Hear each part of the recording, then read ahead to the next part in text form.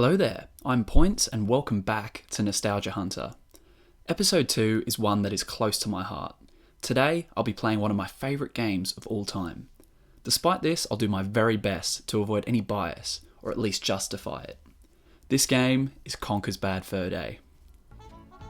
Conker's Bad Fur Day was released for the Nintendo 64 in 2001. It was developed by Rare, a company well known at the time for iconic characters like Donkey Kong, Banjo and Kazooie. Unlike its platforming predecessors, Conker's Bad Fur Day targeted mature audiences.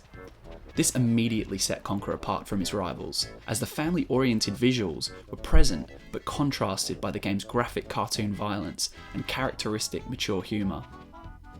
This risky move proved to be a payoff, as the game received critical acclaim when it hit the shelves, most notably a 9.9 out of 10 rating on IGN. Bad Fur Day was originally developed under the title Conker's Conquest in 1997, and early footage suggested that it would be aimed at a family audience with cutesy characters and colourful settings.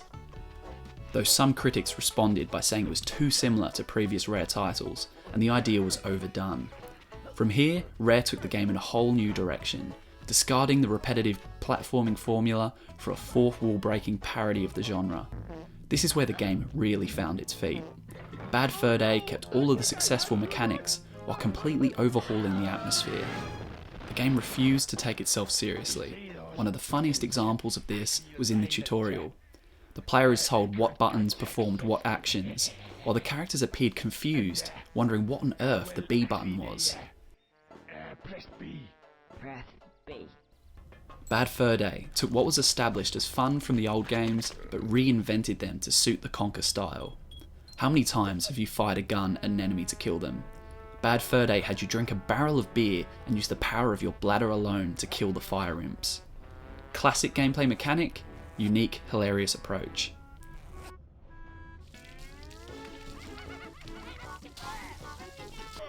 You could argue that over-the-top humour and breaking the fourth wall were surefire ways to ruin immersion, but that simply wasn't the case here.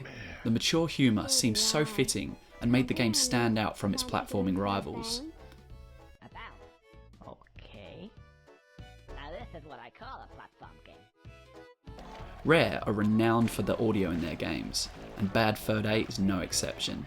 The theme song, which plods along in the background for a large portion of the game, never feels repetitive. It just feels perfect for the setting. A game with stages literally set on mountains of poo have a lot of potential in the audio department. Toilet humour is piled on all the way through the game, if you'll excuse my choice of word there. And running through bogs of brown muck is really brought to life by the audio design. I'm not sure whether I'm commending Rare for that or blaming them, but either way I can't fault the vivid realism. I guess what I'm trying to say is it really feels like you're treading in shit. Bad Fur Day received a lot of praise for its visuals. Many critics declared its graphics to be the best on the Nintendo 64. Textures were rich and colourful, characters and landscapes were fleshed out, and even Conker's facial expressions matched the appropriate mood. Obviously, for 2015 standards, the visuals aren't jaw-dropping, but despite its age, I still find myself smiling at the pleasing appearance of the game. I think this comes back to the idea of the atmosphere and the clear understanding the game has of its identity. Bad Fur Day is very self-aware, and every little detail seems like it was put in for a reason. Add to this the sheer variety of settings, and Bad Fur Day has all the tools for a visual rollercoaster ride. Lastly, and most importantly in my opinion, comes the characters. Whether Conker were released in 1990, 2001 or today, this aspect of Bad Fur Day is unparalleled and timeless. Thanks to the game's humorous tone, Bad Fur Day had the opportunity to create multi-dimensional characters brimming with quirks and personality. There's Birdie, the sarcastic, pessimistic scarecrow. Okay, Birdie. There's Death, or Greg, who seems to be fighting an unwinnable battle to appear as ominous and intimidating as his reputation suggests. Aren't you a little shot to be a Grim Reaper? Well, how many Grim Reapers have you met before, mate? There's the Great Mighty Pooh, who's, well, he's a mean old shit.